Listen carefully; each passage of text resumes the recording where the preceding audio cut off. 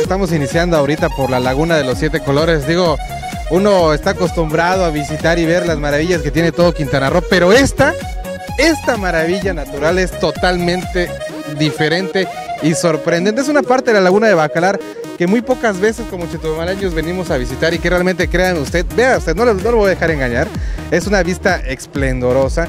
Tenemos un manglar hermosa y vean la calidad del agua. El agua está totalmente cristalina. La verdad es que nos decimos muchas ocasiones que Quintana Roo es el paraíso, pero esta es la cumbre también del paraíso Bacalar.